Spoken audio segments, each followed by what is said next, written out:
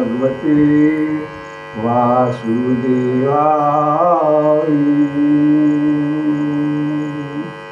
श्रीमद्भागवत महापुराण की जय।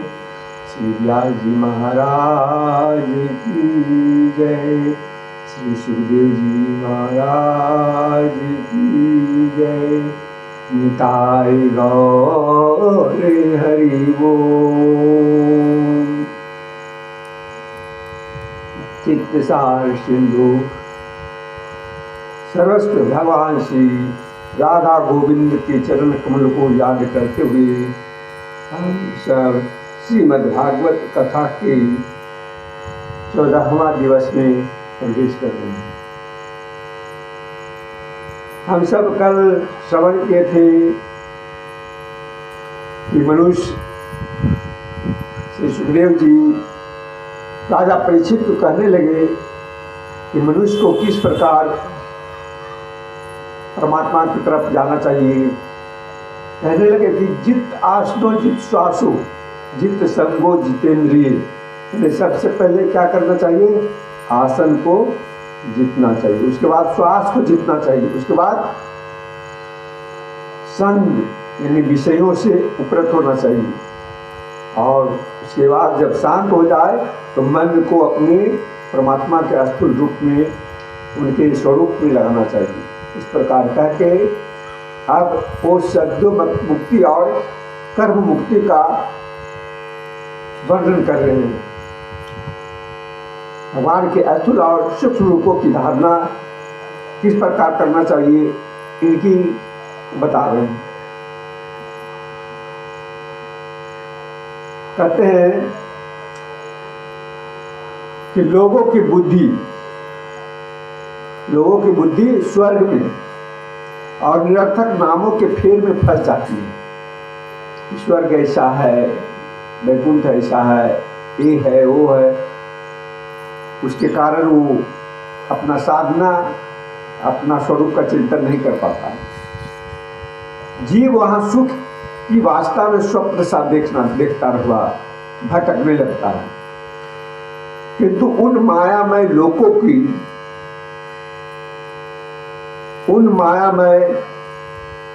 लोकों में कहीं भी उसे सच्चे सुख की प्राप्ति नहीं होती। इसलिए विद्वान पुरुष को चाहिए कि विविध नाम वालों पदार्थों को उतना व्यवहार करें जितना प्रयोजनीय, जितना हमको जरूरत है उतना ही प्रयोजन करना चाहिए। अपनी बुद्धि को उनकी निसारता यानी ये निसार है, इसका आसार नहीं है, इसलिए उनमें नहीं लगा करके परमात्मा में लगाना चाहिए। यदि संसार के पदार्थ, ये संसार का पदार्थ क्या है? धन दौलत स्त्री पुत्र प्रारब्ध के अनुसार मिलता है। पूर्व जन्म में हम कैसा कर्म किए हैं, अच्छा कर्म किए हैं तो अच्छा हर चीज मिलेगा। आज्ञाकारी पुत्र मिलेगा, आज्ञाकारी पत्नी मिलेगा, आज्ञाकारी पुत्री मिलेगी, आज्ञाकारी पुत्र, हर चीज आज्ञाकारी मिलेगा। कम पूर्व जन्म के अच्छे कर्म के अनुसार। अगर अच्छा कर्म किए हैं तो अपने आप हर चीज आपके अनुसार मिलेगा। कहते हैं यदि संसार के पदार्थ प्रारब्ध बस बिना परिश्रम के ही मिल जाए, अपने आप मिलता है, आपके पुरुषार्थ से नहीं मिलता है। अगर पुरुषार्थ से मिले तो कौन? सब तो दो ही हाथ पैर से काम करता है, तो वो सब उतनी काम करता था। सब तो करोड़पति होना चाहिए सबको, क्यों नहीं होता है?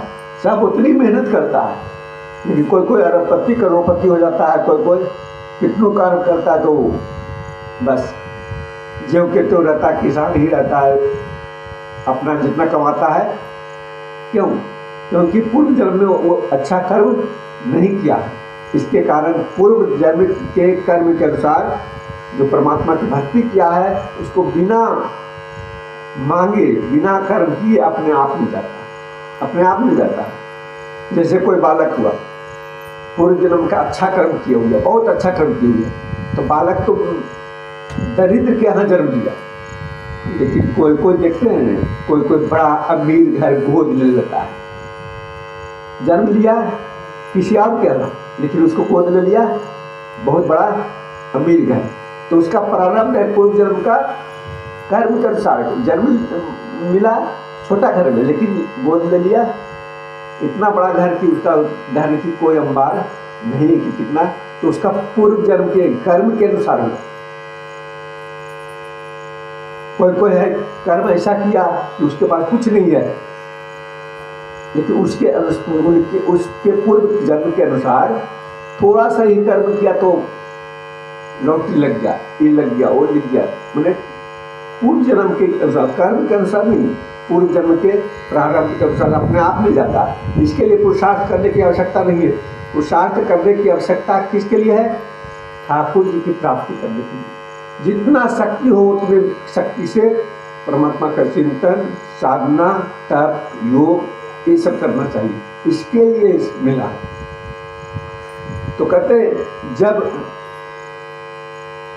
जब जमीन पर सोने से काम चल जाता है, देखिए संसार का जो ये हम ये पता है कि हम इस देश के राजा हैं या हम राज के राजा हैं, तो क्या है, राजा तो है लेकिन उसे क्या मिलता है?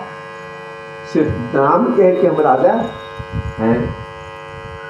तो उसे भी उस राज के एक महल मिलता है, और महल में एक कमरा मिलता है, कमरा में भी एक पलंग मिलता है, पलंग में भी आधे पलंग पर ही, यानी कहने का मतलब हुआ कि उतना ही मिलता है जितना कि उसका जरूरत है।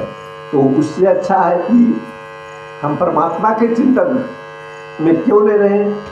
जब हम जमीन पर सोने से काम चल जाता तब पलंग की जरूरत है। हाँ? जब भुजाओं को तकिया बनाने से काम चल जाता है तो हमको तकिया की जरूरत है। योगी लोग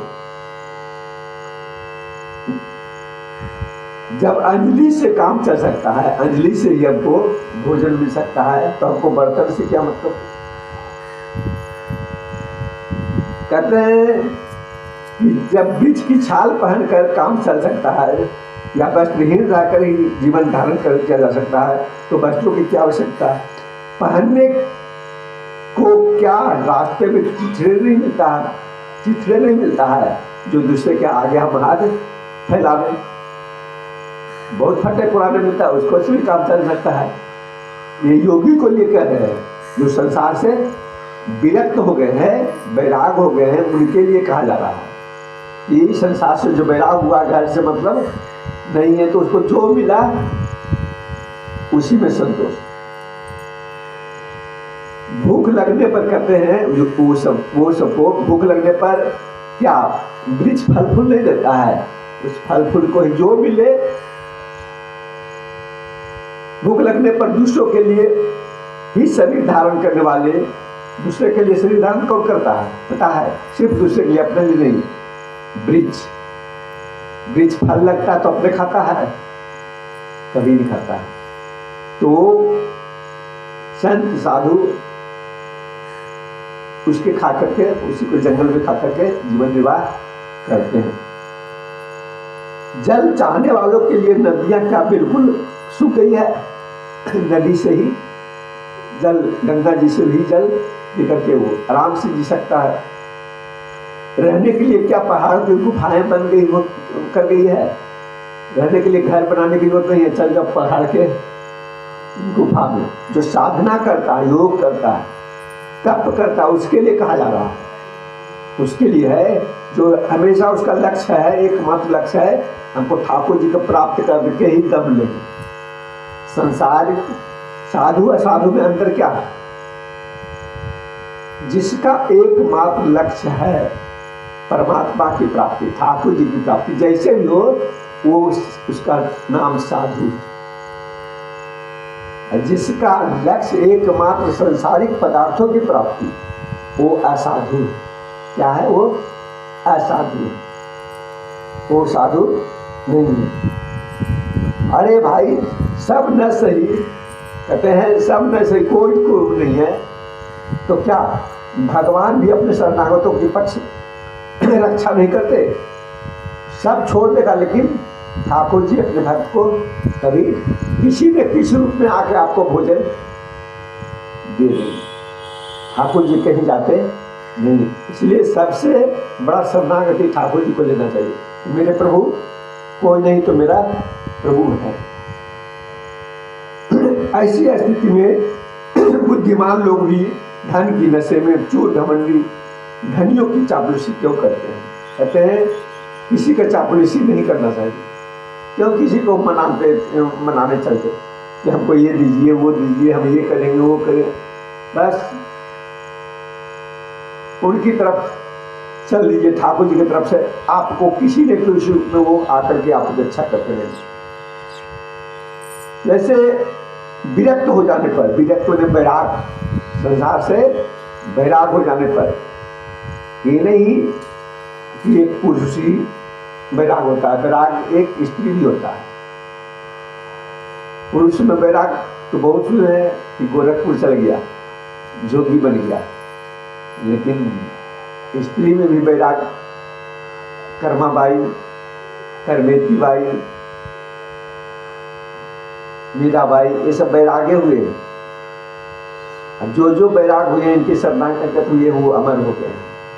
उनकी सब गुणगान गा रहा है कि नहीं, सब उनकी जीवन को गा रहा कि उनकी जीवन कैसे चला।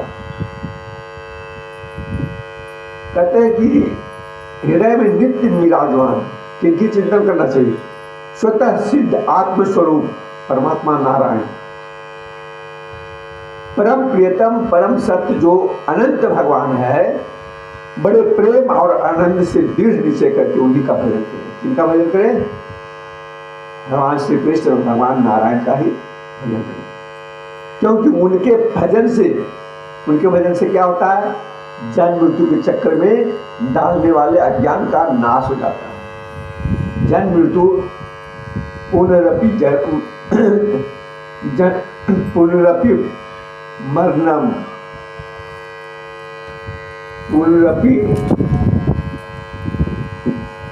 जन्म, पुनरपि जठरे अग्नि शयन, यानी जन्म मरण बार बार होते रहने से मृत्यु के चक्कर में डालने वाले अज्ञान का नाश हो जाते हैं। ये नाश कब होता है? मेरे ठाकुर जी की सानिध्य में जाने के बाद। पशुओं की तो बात ही क्या, परंतु मनुष्यों में भला ऐसा कौन है जो लोगों को इस संसार रूप में तरनी नदी में गिरकर अपने कर्मजन्य दुखों को भोगते हुए देखकर भी भगवान का मंगलमय चिंतन नहीं करेगा। ठाकुर जी का जो चिंतन करते रहता है इन असत्य विषय भोग में अपने आप, इसका जो विषय भोग है उससे चित्त अपने आप हटकर ठाकुर जी अपनी तरफ लेके चल जाते हैं। जो चिंतन करते रहता है उसके लिए, जो बराबर भगवान के गुणगान गाते रहता है, अपने आप विषय से वैराग हो जाता है, अपने आप संसार झूठा लगने लगता है और ठाकुर जी के में प्रेम तब होता है जब बराबर हमेशा नित्य निरंतर इनकी कथा में आगे सुनते रहते हैं। तब कुछ दिन किए कुछ दिन नहीं किए तो ऐसे नहीं, ऐसे में तो फिर मन उधर खींच जाता है, लेकिन बराबर निश्चित रूप से समय पर प्रत्येक दिन कथा सुनते रहेंगे तो हमको विषय से वैराग होकर के परमात्मा में प्रेम हो जाता है। कहते हैं कोई कोई साधक कैसे प्रेम होता है? कोई साधक अपने आंखों को बंद करके धारणा से प्रभु के चिंतन करता है, प्रभु के स्वरूप का चिंतन करता है। कैसे चिंतन करता है? ठाकुर जी को नारायण का स्वरूप का चिंतन देखिएगा, इसे बता रहे हैं। ऐसे ध्यान करते हैं। कैसे ध्यान करते हैं? ये ध्यान सबको करना चाहिए सर। कैसे करते हैं? कि भगवान की चार भुजाओं में, भगवान के नारायण के चार भुजाओं में क्या क्या है? शंख है, चक्र है, गदा है और कमल का फूल। ऐसे ध्यान करना चाहिए। फिर और क्या है? उनके मुख पर प्रसन्नता झलक रही है, हमेशा वो मुस्कान में रहते हैं, हमेशा मुस्कुराते रहेंगे। उनको देखिएगा तो हमेशा प्रभु मुस्कुराते रहते हैं। कमल के समान विशाल और कोमल नेत्र है, ये जिनका नेत्र है कोमल कमल की तरफ बड़े बड़े हैं। कदम्ब के पुष्प के केदर के समान, केसर के समान पीला उनका वस्त्र है। कैसा वस्त्र है? पीला वस्त्र है, पीताम्बर। उनको वस्त्र को क्या कहते हैं? पीताम्बर। जिसका पित्त यानी वस्त्र, अंबर यानी अंबर, जिसका अंबर यानी कपड़ा, पित्त यानी पीला हो, उसका पीताम्बर, उसको पीताम्बर कहते हैं। भुजाओं में श्रेष्ठ रत्नों से जड़े हुए सोने के बाजूबंद, क्या है उनके भुजाओं में? क्या है? सोने के बाजूबंद, ठाकुर जी के बाजूबंद है। सिर पर बड़ा ही सुंदर मुकुट है। क्या है? ऐसे ध्यान करना चाहिए। क्या करना चाहिए?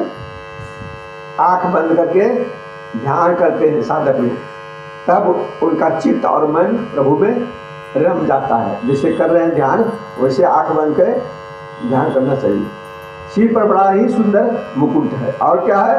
कानों में कुंडल है। क्या है? कानों में कुंडल है, जिनमें जड़े हुए बहुमूल्य रत्न जगमगा रहे हैं। उनके चरण कमल योगेश्वरों के खिले हुए हृदय कमल की कर्णिका पर विराजित है। इसका मतलब क्या? योगेश्वरों के हृदय कमल है, यानी वो कहाँ रहते हैं? अपने भक्तों के हृदय में। जो भक्त के हृदय के कमल है, उन पर हमेशा वास करते हैं। हमेशा प्रभु ठाकुर जी भक्तों के, योगियों के हृदय में बैठे रहते हैं, विराजित है। उनके हृदय, इनके हृदय में क्या है? श्री वत्स का चिन्ह है। वत्स का चिन्ह मतलब है, समझ रहे हैं?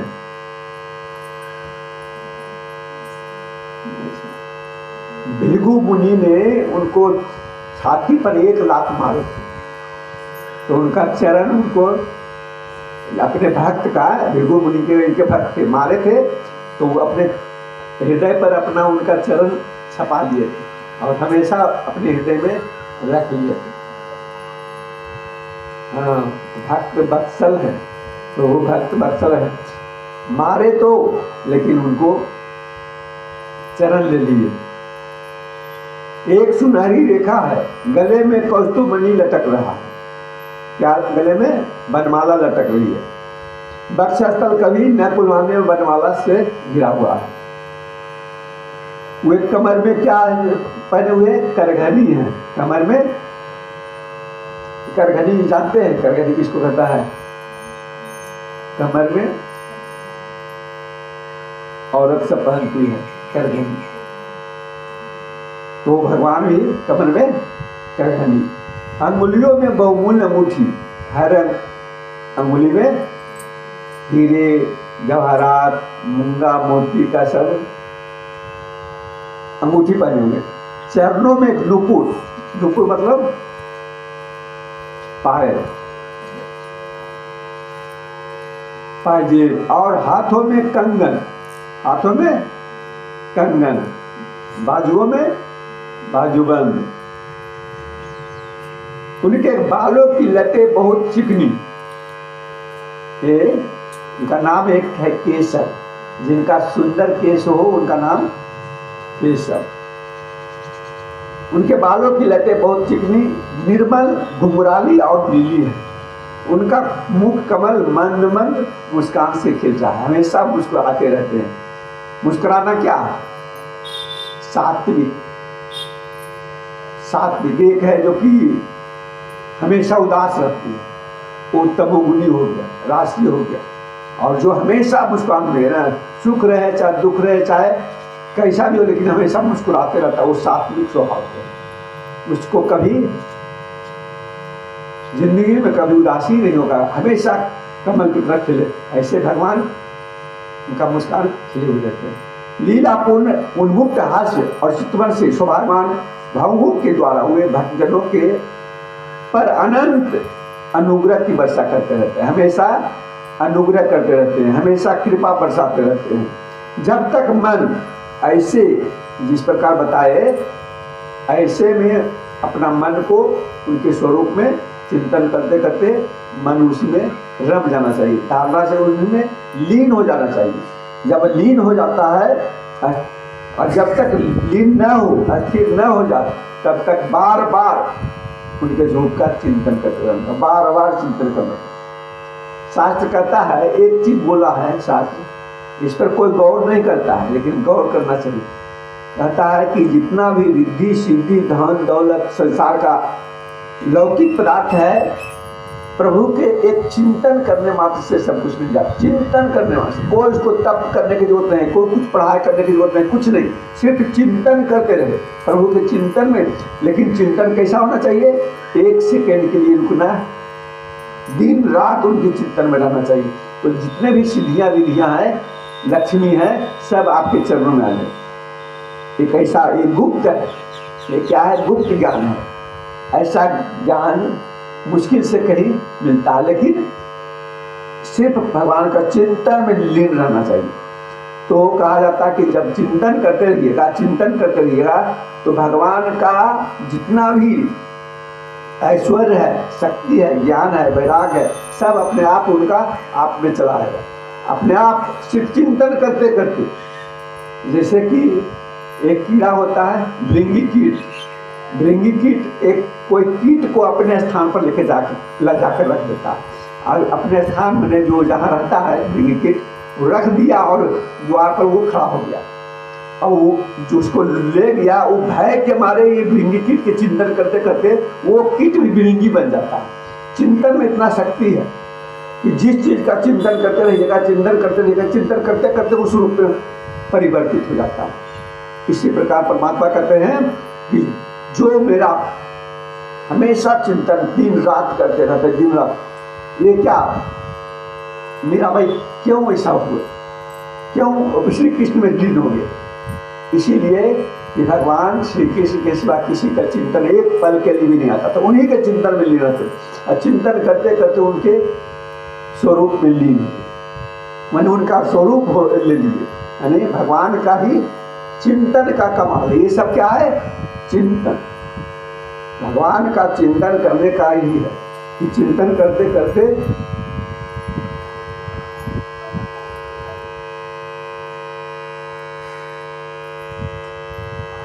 चिंतन करते करते अपने आप सब कुछ मिल जाता है। ये रिद्धियां सिद्धियां जितना भी है, चिंतन एकमात्र ये चिंतन। लेकिन ये संसार छोड़ता ही नहीं है, तो चिंतन क्या करे? संसार ही सत्य दिखाई देता है कि संसार ही सत्य है। चिंतन तो वही है कि संसार से जब तक वैराग नहीं होगा, संसार शरीर से जब तक विग्रह नहीं होगा, अलगाव नहीं होगा, तब तक परमात्मा का चिंतन मुश्किल है।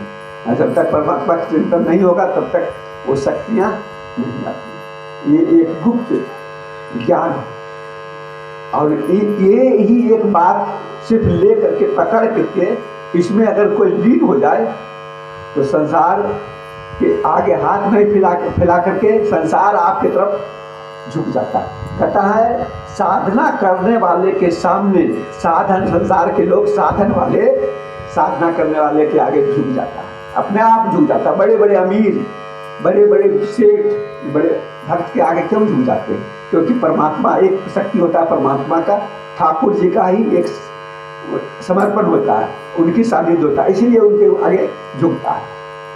और उनकी आगे झुकने का कोई कारण नहीं है। ठाकुर जी का भक्ति, ठाकुर जी की भक्ति के कारण बड़े बड़े लोग आकर के, क्योंकि एक सत्य है, परमात्मा ही एक, बाकी सब असत्य है, रहने वाला नहीं है, कुछ नहीं। यही एक पहले थे, अब है और पीछे रहेंगे। और ये शरीर पहले नहीं थे, अभी है, बाद में भी नहीं रहेगा। इसीलिए सब लोग उनके शरीर आ जाते हैं। तो इसीलिए कहता है एक गुप्त यही ज्ञान है कि परमात्मा के चिंतन और कैसे चिंतन करना चाहिए हम बताते हैं कि उनके स्वरूप का चिंतन कैसे, इस प्रकार चिंतन करने से ठाकुर जी आपके स्वरूप में लीन हो जाते हैं।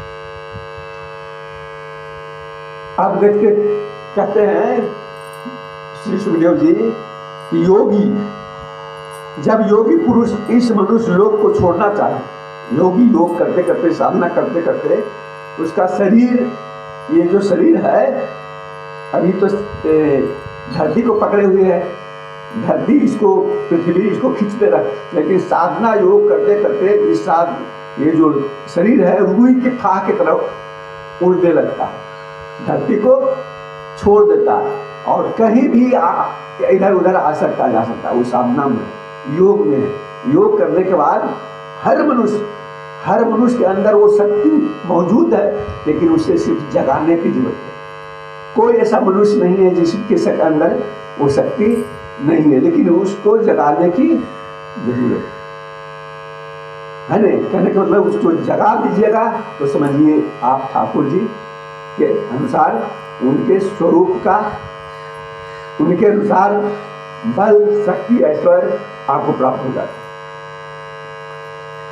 आप कहते हैं मनुष्य लोग, योगी लोग कैसे जाते हैं?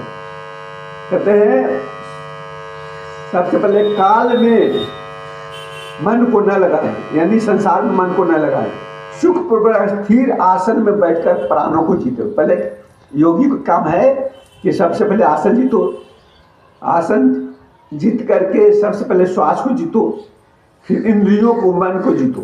जीतने के बाद ये जो बहिर्मुख है मेरा मन, जैसे नेत्र, कान, नाक, मुख बहिर्मुख है, उसको अंतर्मुख रखना है, अंदर की ओर रखना है।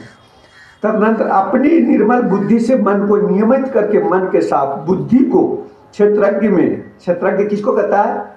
शरीर को।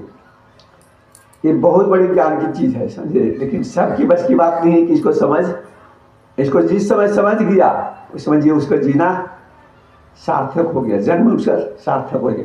जिस समय इसको समझ लिया इस ज्ञान को, क्योंकि कर्मो मुक्ति और सद्यो मुक्ति यही है ज्ञान, ज्ञान की बात सब नहीं समझ सकते हैं। फिर अंतरात्मा को परमात्मा में लीन करें। कैसे? ये अंतरात्मा को पहले बुद्धि को, इंद्रियों को मन में, मन को बुद्धि में, बुद्धि को आत्मा में, आत्मा को परमात्मा में लीन करके धीर पुरुष उस परम शांतिमय अवस्था में स्थित हो जाता है। यानी जब परमात्मा में लीन हो जाता है तो क्या हो जाता है? तुरीय अवस्था। इस जगह अगल बगल क्या हो रहा है उसको भान नहीं होता है, वो तो परमात्मा में स्थिर हो जाता है। उसका मन बुद्धि सब शरीर में क्या, पहले ऐसे ही योगी लोग जब लीन हो जाते थे तो उनके शरीर पर घास जन्म जाता था। घास, आप सोचिए, डिम्बक लग जाता था उसके शरीर में, फिर भी वो साधना में रहता था, लीन रहता था। यही परमात्मा में लीन रहता था हमेशा, हर चीज, सिर्फ उसको हड्डी दिखाई देता था। वो वही साधना बता रहे हैं कि अगर ये साधना अगर कोई भी करेगा तो परमात्मा में लीन हो जाता। तो कहते हैं इस अवस्था में सत्वगुण भी नहीं है। फिर रजोगुण और तमोगुण की तो बात ही क्या है, माने तमोगुण, रजोगुण, सत्वगुण से भी ऊपर उठ जाता है। जब लीन हो जाता है तो शरीर का भार नहीं रहता, तो सत्वगुण ये सब से भी ऊपर उठ जाकर तुरीय अवस्था में हो जाता है, समाधि में चला जाता है। कहते हैं अहंकार महत्व और प्रकृति का भी वहां अस्तित्व नहीं। देखिए परमत्ता क्या, भागवत कथा में क्या है, जहां तहां से लेकर चला जाता है। ये जो गुण बात जो बता रहे हैं कोई बताता है नहीं, कहीं नहीं बताता। ये जो बता रहे हैं बारीकी से हम बताते जा रहे हैं। अगर बारीकी से अगर समझ गया कोई और इसमें अनुकरण कर लिया तो समझिए वो ठाकुर जी के तुल में हो जाएगा। इतना साधना कर लिया तो, और हम में उनमें, नर और नारायण में एक ही चीज है, अंतर है कि वो है भात बने हुए, हम क्या है? चावल। चावल और वो भात है। हम आत्मस्वरूप जीव है, वो परमात्मा है। दोनों में अंतर क्या है? एक चावल है तो चावल को भात बनने में क्या करना पड़ता है, कैसे, कितना कष्ट होता है। चावल को अग्नि पर खौल खौल होना पड़ता है, उसको उतना घास उसका सहना पड़ता है, उसका गर्मी सहना पड़ता है, उसका जलना पड़ता है, इतना जलना पड़ता है, इतना जलना पड़ता है, इतना उसमें खौलना पड़ता है। खौलने के बाद तब वो जाकर हाथ बनता है। उसी प्रकार ये जीवात्मा शरीर परमात्मा की प्राप्ति करने के लिए इतना साधना करे, इतना साधना करे, इतना तप करे कि वो शरीर परमात्मा में योग हो जाए। जब तक खोलेगा नहीं तब तक भात बनेगा नहीं, और जब तक साधना में तपेगा नहीं, जब तक तपेगा नहीं तब तक उनके तुल्य होगा नहीं। वही बता रहे हैं कि उस स्थिति में जब देवताओं के नियामक काल की टाल नहीं करती, वहां जब पहुंच जाता है योगी सब, योगी वहां जब पहुंच गया तो जो जमराज है ने वो भी सिर्फ देखते रहेगा, उसका हिम्मत नहीं कि स्पर्श, क्योंकि योगी उतना पहुंच जाता है कि अपने आयु को बस में कर लेता है, उसके अनुसार उसका मृत्यु होगा। हम चाहेंगे तो मृत्यु होगा, नहीं तो किसी का दम नहीं कि मेरा उसको छू लेगा। ये तप की बात प्रभाव है। कहते हैं उनके अधीन रहने वाले प्राणी तो रह ही कैसे सकते। योगी लोग यह नहीं इस प्रकार परमात्मा से भिन्न पदार्थों को त्याग करना चाहते हैं और शरीर उसके संबंधी आत्मबुद्धि का त्याग करके इस हृदय के द्वारा पद पद पर भगवान के जिस परम पूज्य स्वरूप का आलिंगन करते हुए अनन्य प्रेम से परिपूर्ण रहते हैं, वही भगवान विष्णु का परम पद है। कहते हैं ज्ञान दृष्टि के बल से जिसके चित्त की वासना नष्ट हो गई है, इस प्रकार ज्ञान आ जाता है। साधना करते करते ज्ञान हो जाता है और इस संसार का जो वासना है, विषय वासना है, कामना है, ये सब नष्ट हो जाता है, अपने आप खत्म हो जाता है और वो तेज आ जाता है, उसके मुख पर, मुखमंडल पर आभा आ जाती है और जिस प्रकार भगवान मुस्कुराते रहते हैं उसी प्रकार वो सत्वगुण में हमेशा मुस्कुराते रहता है। अब क्या है कि अपने जो ब्रह्मनिष्ठ हो जाते हैं, ब्रह्मलीन, तो वो जोगी अपने प्राण को जिस समय चाहेगा उस समय त्याग देगा। उसको लिए उसे विष मैंने दवाई खाने की जरूरत नहीं है, फांसी लगाने की जरूरत नहीं है। कि संसारी लोग क्या करता है, गुस्सा आता तो आग अग्नि में जल जाता है, फांसी लगा लेता है, विष खा लेता है, सरफास खा लेता है। योगी लोग क्या वैसा नहीं करता। योगी लोग अपने प्राणों को अधीन कर लेता है और साधना के द्वारा मन को लीन करके ब्रह्मानंद से अपना प्राण को त्याग देता है, अपने बस में रहता है। जिस समय इच्छा हुआ प्राण त्याग दिया, जिस समय इच्छा हुआ था उसको जबरान भी छू नहीं सकता। इस साधना तप की बदौलत है, भगवान की भक्ति की बदौलत है। मनस्वी योगी को चाहिए कि नाभि चक्र मणिपूरक में स्थित वायु को हृदय अनाहत, यानी कि हम सब के हृदय में, हमको शरीर में 7 ग्रंथियां, क्या है 7 ये कुंडली है, जो 7 चक्र है, जो हमारे अंदर जो कुंडली है, वो कुंडली जग जाने के बाद कुंडली जग वही अमर हो जाता है। अब कुंडली कहाँ है, हमके शरीर के अंदर जो नाभि है न, तो नाभि के नीचे है और 7 साढ़े 3 फेरा चक्र लगा कर सोया हुआ था। और योगी लोग साधना करते करते उस सोए हुए को कुंडली को बार बार धक्का देकर साधना करके उसको जगाता है। जब वो जग गया तो मूलाधार से ऊपर उठा, मूलाधार से ऊपर मणिपुर चक्र, अनाहत चक्र, उठते हुए आज्ञा चक्र करते हुए आगे बढ़ते चला जाता है और सहस्त्रार में आकर के वो अमर हो जाता है। क्या हो जाता है, अमर हो जाता है। वो ही योगी होता है। जब तक कुंडली नहीं जागरण होगा। देखो रावण क्या था, रावण को मृत्यु अपने बस में क्यों हुआ था, उसको मृत्यु होता ही नहीं था क्योंकि कुंडलिनी को वो नाभि में रोक रखा था। उसको मारने वाला कोई है ही नहीं था, अपने आप को अमर समझता था। तो उनकी मृत्यु कैसे हुआ, जब विभीषण ने बताया कि उनका प्राण कुंड नाभि में है, प्रभु आप बाण मारिए उनके नाभि में तो वो सूखेगा, क्योंकि अमृत का खड़ा हो गया है, वो सूखेगा तब उसकी मृत्यु होगा। तो क्या साधना से वैसा बना दिए थे, क्या कहते थे, साधना से बना दिया। साधना से कुछ भी हो सकता है। हर मनुष्य के पास होता है कि वो अपने प्राण को अपने बस में कर सकता है। ऐसा भगवान वैसा दिए शरीर के में अंदर सबको दिए, लेकिन जगाते कोई नहीं है, जगाना चाहिए। इस प्रकार साधना करते करते मनुष्य को परमात्मा की तरफ अपने को भी, ताकि ऐसा कर लेने के बाद फिर जन्म मृत्यु से पूरी हो जाता है। माता के गर्भ में आने की जरूरत नहीं। माता का गर्भ क्या है, एक नरक से भी बहुत बड़ा नरक, उस गर्भ में न आवे। इसलिए मनुष्य को कहते हैं कि साधना भक्ति तप योग से आवागमन से मुक्त हो जाए। ये शास्त्र क्या बता रहा है, बता रहा है कि एकमात्र यही एक उपाय है कि ठाकुर जी के सानिध्य में जाकर के अपने आप को उनके चिंतन में लीन होकर के अपने जो जन्म मरण का है उससे मुक्त करें। फिर क्या कहते हैं, संसार चक्र में पड़े हुए मनुष्य के लिए जिस साधन के द्वारा उसे भगवान श्री कृष्ण अनन्य प्रेमी भक्ति प्राप्त हो जाए, जैसे भी प्राप्त हो जाए भक्ति प्राप्त हो जाए, जैसे भी हो, साधना से हो, संत के संग से हो या प्रभु के सानिध्य से हो, जैसे भी लगते उनके अंदर प्रेम जग जाना चाहिए। उसके अतिरिक्त और कोई कल्याणकारी मार्ग नहीं है।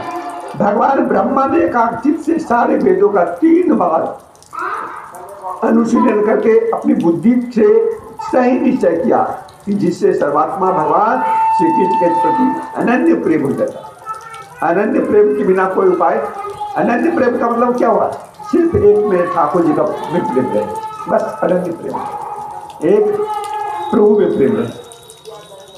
समस्त चर अचर प्राणियों में उनके आत्म रूप से भगवान श्री कृष्ण हो, क्या हो, कौन हो, भगवान श्री कृष्ण ही हो, क्योंकि वे बुद्धि आदि दृश्य पदार्थ उनका अनुमान कराने वाले लक्षण है। वे इन सबके साक्षी एकमात्र दृष्टा है। परंतु इसलिए मनुष्यों को चाहिए कि सब समय, क्या चाहिए, सब समय, सब समय का मतलब क्या हुआ, सब समय का मतलब उठे, उठने के बाद शौच के लिए गए तो शौच के लिए गए तो पर भी नहीं भूलना है ठाकुर जी को। एक चैतन्य महाप्रभु के शिष्य थे, समझे, एक चैतन्य महाप्रभु के, चैतन्य महाप्रभु है ना, उनके शिष्य थे। कैसे थे, जो हमेशा प्रभु को बोलते रहते थे, क्या, हरे कृष्ण कृष्ण कृष्ण, हमेशा हमेशा बोलते रहते थे, हमेशा।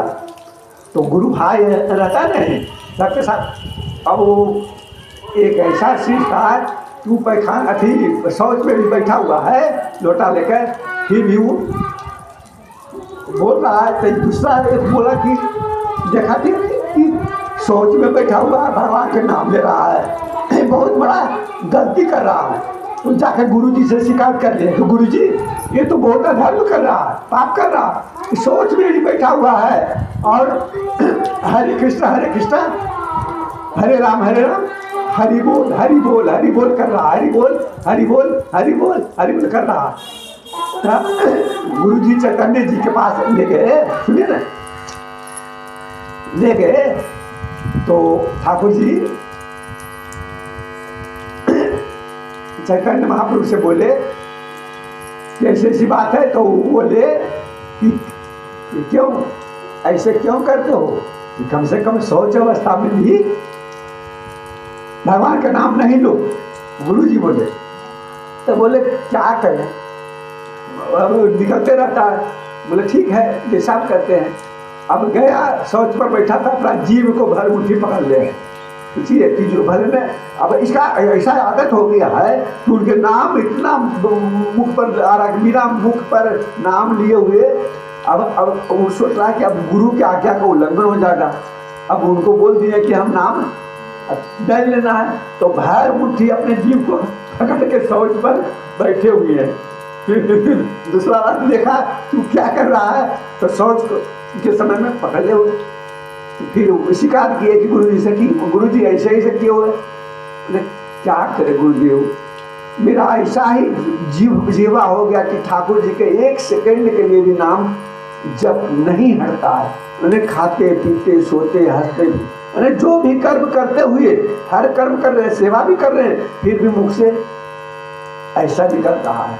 यानी कहने का मतलब ऐसा चिंतन जो करता है ठाकुर जी के स्वरूप के अनुसार हो जाता है, ठाकुर जी के अनुसार हो जाता है, वो उनके स्वरूप हो जाता है। ऐसे ऐसे चैतन्य महाप्रभु के शिष्य, इन्हें की चैतन्य महाप्रभु तो नाम जपते जपते श्री कृष्ण रूप हो गए। तो वो हो गए तो कहता है कि गुरु गुरु है, चेला भी उनसे बढ़ बढ़ के हो गए, क्योंकि गुरु की आज्ञा का पालन सिद्ध किए, गुरु जो बताए उसके मार्ग पर चलते गए। तो ऐसे ऐसे हुए कि जो शौच में भी भगवान के नाम तक कहता है, दुनिया वाले कह रहे काम है तो कम्मा में होके नमा याद रहेगा, नहीं, जब शौच में जब याद है तो फिर भगवान के गोपियाँ सब क्या थे, कोई भी काम कर रही, झाड़ू दे रही तो भगवान का नाम, दूध रही है तो भगवान के नाम जप कर रहे हैं, कोई काम कर रही है भगवान का नाम जप कर रहे हैं। जब एक सेकंड के भी ये नहीं छूटना चाहिए। लेकिन इसीलिए संसार हम सबको संसार विषय भाषा क्यों पकड़ लेता है, क्योंकि उनके तरफ से उनका नाम हटता है तो उनके तरफ से चित्त हट जाता है, मन हट जाता है। तो मन एक ऐसा गलत खराब नेचर के है कि मन स्थिर नहीं होगा, इधर नहीं लेके जाइएगा तो कहीं ना कहीं वो पकड़ लेगा, लेकिन जाएगा जरूर, एक जगह स्थिर रहेगा। ठाकुर जी को नाम लेना बंद कीजिएगा तो संसार का नाम लेना शुरू कर देगा। इसीलिए मन को ऐसा मुखमंडल पर, अपने जीवा पर भगवान के चिंतन और नाम जप होते रहना चाहिए, ताकि उनके सिवा संसार का याद ही नहीं आए। ये योगी लोग तो बोल रहे हैं। अब कहते हैं कि ये सब है निष्कामता। अब कामना वाले के लिए बोल रहे हैं कि कौन से देवता को क्या करने से कौन कामना पूर्ति होती है। ये ध्यानपूर्वक सुनिएगा, इनकी पूजा करने से क्या चीज मिलता है ये बता रहे हैं। देखिए, ध्यान दीजिए। तुमने मुझसे जो पूछा था, मरते समय बुद्धिमान मनुष्य को क्या करना चाहिए, मरते समय मनुष्य को क्या करना चाहिए, हम उसका बता दिए कि मरते समय ऐसा साधना करना चाहिए ताकि उसका मुक्ति, ऐसा भी हम बताए। अब क्या करना चाहिए, ये कहते हैं कि जो ब्रह्म तेज का इच्छुक हो, जो हमेशा तेज चाहिए, उसको जो तेज चाहिए चेहरे पर, मुखमंडल पर, उसको क्या करना चाहिए, वह बृहस्पति गुरुदेव जो है देवताओं के गुरु, उनकी आराधना करना चाहिए। जिसे इंद्रियों की विशेष शक्ति की कामना हो, इंद्रियों में सब बल हो, पूरा आँख हमको कभी कमजोर न हो, कान हमको कभी बहिर न हो, इंद्रियों में बल मिलते रहे, तो किनको करना चाहिए पूजा, इंद्र को करना चाहिए। किसको करना चाहिए, इंद्र को। जिसे संतान की लालसा हो, जिससे संतान प्राप्ति हो, उनको किनको करना चाहिए, प्रजापतियों की। किनको करना चाहिए, प्रजापति। प्रजापति में कौन थे, दक्ष थे, भृगु थे, ये सब मीनू थे, मुनि लोग थे, इनकी करना चाहिए, प्रजापति की करना चाहिए। राजा दक्ष प्रजापति थे, उनकी करना चाहिए आराधना, जिसे संतान की प्राप्ति हो, चाहे हो। जिसे लक्ष्मी चाहिए वह माया देवी की पूजा करे। किनको, माया देवी। माया देवी कौन है, मायापति भगवान विष्णु है, तो माया देवी लक्ष्मी है, माया देवी को करना चाहिए। जिसे तेज चाहिए वह अग्नि की पूजा करना चाहिए। अग्नि की पूजा कैसे होता है, जैसे हवन कुंड पे हम आहुति दे रहे हैं, आहुति दे रहे हैं, वो क्या हुआ, अग्नि की पूजा करना चाहिए। जिसे धन चाहिए वह वसुओं का पूजा करे, बस 8 वसु होता है, उनकी पूजा करना चाहिए। जिस प्रभावशाली पुरुष को वीरता चाहिए, हम वीर बने, उसको किसको करना चाहिए, रुद्रों की पूजा करना चाहिए, रुद्र गणों की पूजा करना चाहिए, यानी भगवान शिव का पूजा करना चाहिए। जिसे बहुत अन्न प्राप्त करने की इच्छा हो वह अदिति का पूजा करना चाहिए। अदिति कौन है, देवताओं की माता। जितने भी देव हैं देवताओं के, अदितियों की माता का नाम दिति, देवताओं की माता का नाम अदिति। अदिति की पूजा करना चाहिए। जिसे स्वर्ग की कामना हो, स्वर्ग हमको जाना है, उसको किसको करना चाहिए, अदिति के पुत्र देवताओं को पूजा करना चाहिए। अदिति के पुत्र कौन है, इंद्र हैं। भगवान विष्णु का एक नाम है वामन भगवान, वो भी अदिति के ही पुत्र हैं।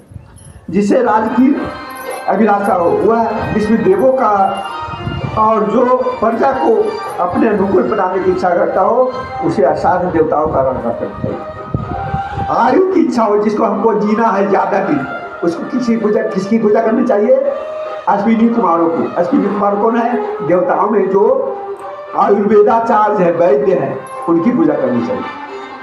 पुष्टि की इच्छा से पृथ्वी की, और प्रतिष्ठा की चाह, जिसको प्रतिष्ठा हो, हमको संसार प्रतिष्ठा बांध करे, उसको पूजा करनी चाहिए। लोक माता पृथ्वी, पृथ्वी की पूजा करनी चाहिए। सौंदर्य की चाह से हमको सौंदर्यवान बनना है, किसकी पूजा करनी चाहिए? गंधर्वों की। पत्नी की प्राप्ति, देखिए जिसको सुंदर पत्नी की प्राप्ति हो उनकी पूजा, किसकी पूजा करना चाहिए? हमको इच्छा की सुंदर पत्नी मिले तो किसकी पूजा? उर्वशी को।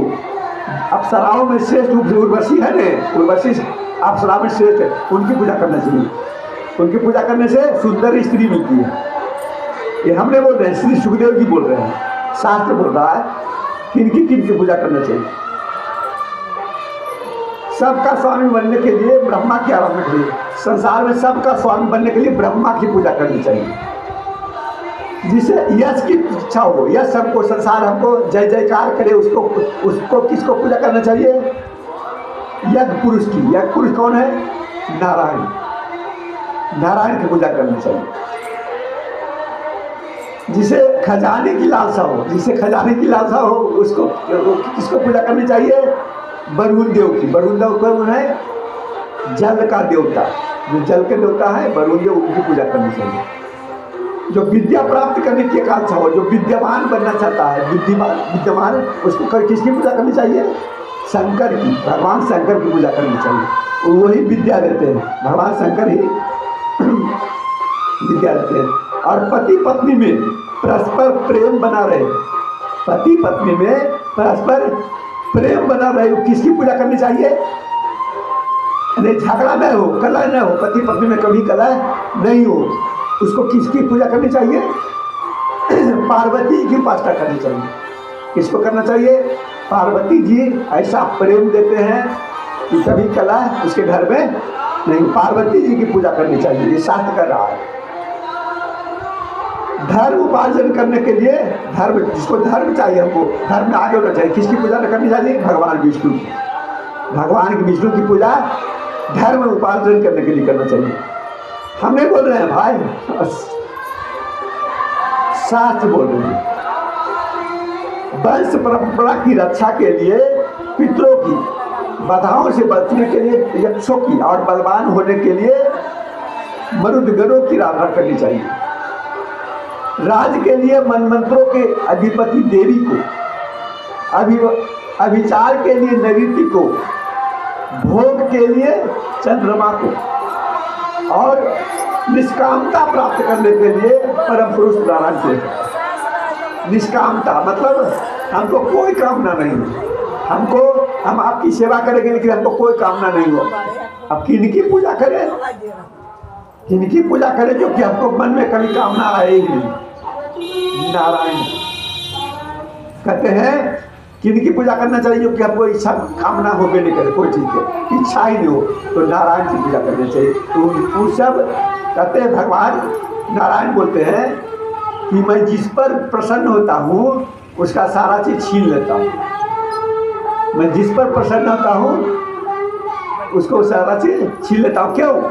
क्योंकि संसार का सब चीज़ छीन लूँगा तो हमसे प्रेम होगा, हमसे प्रेम होगा तो उसको कल्याण होगा। और संसार में अगर फंस गया, धन दौलत सब कुछ दे देंगे तो हमको छोड़ देगा। अरे हमको सब कुछ मिलिएगा तो भगवान की जरूरत, भगवान की जरूरत तो उतने तक है जब तक कि हमको कुछ कमी हो रहा है। संसार के लोग यही है कि हमको जब तक कुछ कमी है तब भगवान के शरण में जाते हैं, जब सब कुछ हो गया तो भगवान कहाँ गया को पता नहीं। ये बता रहे, शास्त्र बता रहा, हम नहीं बता रहे हैं, ये ठाकुर जी कह रहे, इस सुखदेव जी मुनि कह रहे। जो निष्कामता चाहता है, जो हमेशा कोई कामना नहीं चाहिए, हमको भगवान के सिर्फ भक्ति चाहिए, हमको उनकी सेवा चाहिए, कोई कामना, आपको कुछ नहीं चाहिए, ठाकुर जी से हमको कुछ नहीं चाहिए। उस निष्कामता किसकी पूजा करने से होते हैं? नारायण की पूजा करने से। तो प्राप्त करने के लिए परम पुरुष नारायण को भजना चाहिए। और जो बुद्धिमान पुरुष है वह चाहे निष्काम हो, समस्त कामनाओं से युक्त हो, अथवा मोक्ष चाहता हो, मोक्ष भी चाहता हो, उसे तो तीव्र भक्ति योग के द्वारा किसको पूजा करना चाहिए? पुरुषोत्तम भगवान की आराधना करनी चाहिए। पुरुषोत्तम कौन है? भगवान राम। पुरुष में उत्तम राम की पूजा करनी चाहिए। सब याद रखना है किसको क्या पूजा करते हैं। पता चला नहीं कि जो क्या बोला, पति पत्नी में प्रेम बना रहे उसको किसकी पूजा करना चाहिए, याद है, पार्वती जी की। क्या बोला गया, पार्वती जी की पूजा करना चाहिए। हाँ, जिसको कला कभी न हो। जितने भी उपासक है उनका सबसे बड़ा हित इसी में है, जितने भी उपासक है हित इसमें किसमें है कि भगवान के प्रेमी भक्तों का संग करो। सबसे बड़ा बता दिए क्या कि दुनियादारी को छोड़ करके किसका पूजा करो, किसे संग करो, भगवान के भक्तों को, संतों का संग करो। समझे, भगवान के जो गुणगान करता है, कीर्तन करता है, सत्संग करता है, उसका संग करो तो तुमको सब कुछ मिल जाएगा।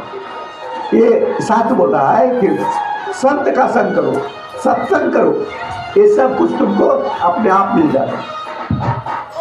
देखिए क्या कर रहे, भगवान के प्रेमी भक्तों का संग करके भगवान में अविचल प्रेम प्राप्त करें। ऐसे पुरुष के सत्संग में जो भगवान की लीलाएं कथाएं होती है, जहाँ भगवान की लीलाएं कथाएं होती है, ये जो हो रहा है कथा होती है, उनसे उस दुर्लभ ज्ञान की प्राप्ति होती है। जो कथा हो रहा है इससे महान ज्ञान की प्राप्ति होती है, जिससे संसार सागर की त्रिगुणमयी तरंगमाला के थपेड़े में शांत हो जाते हैं। हृदय शुद्ध होकर इसकी कथा सुनने से हृदय शुद्ध हो जाता है। जो अपवित्र रहता है, अशुद्ध होता है, वो शुद्ध हो जाता है। इनकी कथा में इतना शक्ति है कि सब वासना से मुक्त कर देते हैं, शुद्ध कर देते हैं। इसलिए संत के संग भगवान की कथा गुणगान में आना चाहिए। हर काम छोड़ करके आना चाहिए, कैसा भी काम छोड़ करके कम से कम आधे घंटा आना चाहिए, 1-1 घंटा आना चाहिए। हृदय शुद्ध होकर आनंद का अनुभव होने लगता है। इंद्रियों के विषयों में आसक्ति नहीं, जो आसक्ति होता है इंद्रियों में, विषयों में, वो आसक्ति अपने आप छूट जाता है। भगवान में प्रेम हो जाता है, अपने आप प्रेम हो जाता है। कबंध मोक्ष का सर्वसम्मत मार्ग भक्ति योग प्राप्त हो जाता है। भगवान की ऐसी रसमयी कथाओं का चक्कर जब चस्का लग जाता है, भगवान की कथाओं का जब चस्का लग जाता है, तो कैसा भी काम करते रहिए, अपने आप आपको मन खींच जाएगा। चाहे ठाकुर जी का आपको कथा सुनना है, बल्कि कोई कम्मा हो गया न हो, आ करके ही कम्मा करेंगे या पहले कर लेंगे, चल चस्का हो जाएगा, या तो पहले करके बैठ जाएंगे या तो आ करके करेंगे। ये होता है जब उनको में प्रेम हो जाता है तो ऐसा होता है। जब तक प्रेम नहीं होगा तब तक आपको काम प्यारा होगा, और जब उनमें प्रेम हो जाएगा तो काम जैसे गोपिया से कुछ भी करते रहे, लेकिन बंसी जब बजता था ना सब काम धंधा छोड़ करके ठाकुर जी के सामने मिले। ऐसा ही होता है भगवान के भक्तों।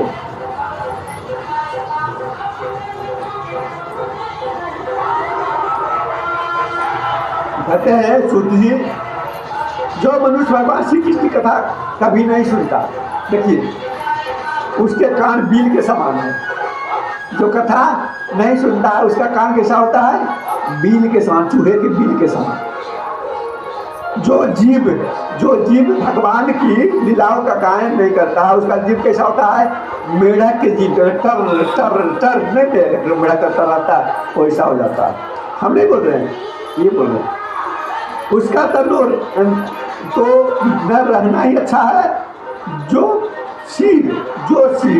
ये शीर भगवान श्री कृष्ण के चरणों में झुकता नहीं, उनके चरणों में झुकता नहीं हुआ, रेशमी वस्त्र सुसज्जित मुकुट से युक्त होने पर भी बोझ मात्र है। ये शीर बोझा के समान हो जाता है, जो ठाकुर जी के सामने नहीं झुकता है। जो हाथ भगवान की सेवा पूजा नहीं करते, जो हाथ भगवान की सेवा पूजा नहीं करते, वे सोने के कंगन से विभूषित होने पर भी मुर्दे के हाथ के समान है। मुर्दा का हाथ मिलता जुलता जैसे नहीं है, उसी मुर्दा के समान हो जाता है, जिंदे में मुर्दा के समान हो जाता है, जो उनकी सेवा नहीं करते। ऐसा बोल रहा है। जो आँख भगवान की याद दिलाने वाली मूर्ति यानी मूर्ति, तीर्थ, नदी आदि का दर्शन नहीं करती, जो आँख दर्शन भगवान को नहीं करती, वे मोरों की पंख में बने हुए आँखों के सीम के समान होते हैं। मोर पंख में देखे ना आँख होता है, उसके आँख के समान होता है, आँख बेकार हो जाता है। जो ठाकुर जी के दर्शन नहीं करता है, जो आता नहीं है, वो मोर पंख के आँख के समान हो जाता है। मनुष्यों के हुए पैर, कहते हैं जो पैर प्रभु के पास नहीं आता है चल करके, मनुष्यों के हुए पैर चलने की शक्ति रखने पर भी न चलने पर पेड़ों जैसे हो जाते हैं। जो भगवान लीला स्थलियों यानी भगवान के मंदिर में लीला जहाँ की है वहां नहीं जाते हैं, वो बेकार हो जाता है। वो पैर क्या हो जाता है, बोझ के समान हो जाता है। पेड़ जैसे, वृक्ष जैसे एक जगह रहता है, फिर उसी प्रकार जो है पेड़ के समान उसका पैर रहता है। जिस मनुष्य ने भगवत प्रेमी संतों के शब्दों को धूल ले, भगवत प्रेमी जो भगवान के चिंतन में, उनके गुणगान में हमेशा लीन रहता है, उनके चरण कमल का जो धूल है, जो नहीं लेता है, सिर पर नहीं लेता चाहिए, वह जीता हुआ भी मुर्दा है। क्या है? मुर्दा है। संत का चरण का सेवन करना चाहिए। संत के हृदय, क्यों संत को क्यों माना जाएगा? क्योंकि संत के हृदय में भगवान हमेशा निवास करते हैं, जैसे भी हो उनके हृदय में हमेशा निवास करते हैं, इसीलिए उनका चरण धूल लेना चाहिए। साधु संत का चरण धूल लेना चाहिए। उनका जैसे ही दर्शन दे, आप अंदर से प्रणाम करें या बाहर से, लेकिन मन ही मन सिर झुक जाना चाहिए। दर्शन करते का ऑटोमेटिक झुक जाना चाहिए। अगर जो नहीं झुकता है तो मुर्दा का शब्द कहता है, वो मुर्दा झुक जाना चाहिए, क्योंकि वो संत नहीं होता। संत के हृदय में ठाकुर जी विराजमान होते हैं। जो सेवा कर रहा है, उनकी भक्ति कर रहा है, वो ठाकुर जी होता है। इसलिए उनको देखते ही चरण झुक जाना चाहिए, प्रणाम कर देना चाहिए वो संत। जिस मनुष्य ने भगवान के चरणों पर चढ़ी हुई तुलसी की सुगंध लेकर उसकी सराहना नहीं की, उन्हें उनका प्रसाद नहीं लिया, वह श्वास लेता हुआ भी श्वास रहित सब मने मुर्दा सब ने, जैसे मुर्दा श्वास नहीं लेता है ने, उसके अनुसार हो जाता है।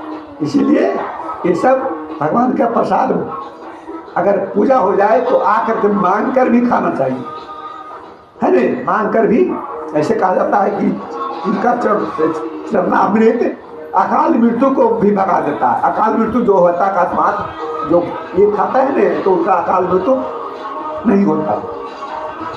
शुद्धि हुआ हृदय नहीं लोहा है, वह हृदय लोहा है जो भगवान के मंगलमय नामों का श्रवण कीर्तन नहीं करता। जो भगवान के लीला गुणगान करते करते इतना लीन हो जाए कि उनके आंखों से आंसू बहने लगे, मैंने उनके लीला में अपना मगन हो जाए कि रोने लगे, आंख से आंसू बहने लगे उनकी लीला में, उन्हें वो हृदय पिघल जाए।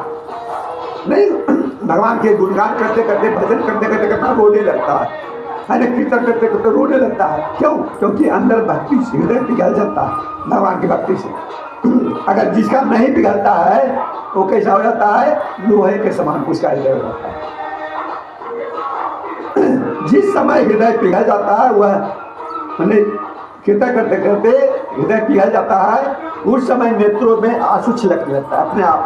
सच्चा भक्त में यही अंतर होता है कि संसार के लिए नहीं, संसार के लिए जो आंसू बहाता है वो भक्त नहीं होता।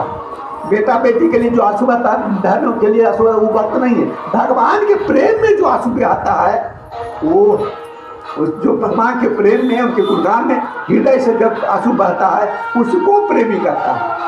संसार के लिए कोई ठुकरा दे उसके लिए रोता है तो वो प्रेमी नहीं है। वो प्रेमी तो आया वो ठोकर के मार कर गया है, वो प्रेमी नहीं होता, उसको तो दिखावा होगा। प्रेमी का मतलब है कि भजन करते हुए, उनको गुणगान कीर्तन करते हुए आँख से आंसू बहने लगे, उनको प्रेम में ऐसा होना चाहिए। और शरीर का रोम रोम खिल उठता है, रोम रोम खा हो जाए उनको गुणगान करते करते। आपकी वाणी हमारी हृदय को मधुरता से भर देती है। इसलिए भगवान के परम भक्त, जो परम भक्त होते हैं, आत्म विद्या विशारद विष्णुदेव जी ने परीक्षित के सुंदर प्रश्न करने पर जो कुछ कहा वह संवाद आपसे कह दिया। प्रेम सोले श्री वृंदावन बिहारी लाल की जय, आनंद कंद भगवान की जय। अब कल से राजा के सृष्टि विषयक प्रश्न करेंगे, और अब कल से जो मुख्य रूप से कथा है, कथा शुरू होगा। भागवत कथा का कल से शुरू करेंगे, कल से और रोमांचक कथा होगी। राधे कृष्णा कृष्णा कृष्णा राधे राधे, राधे श्याम श्याम श्यामा राधे राधे, राधे कृष्णा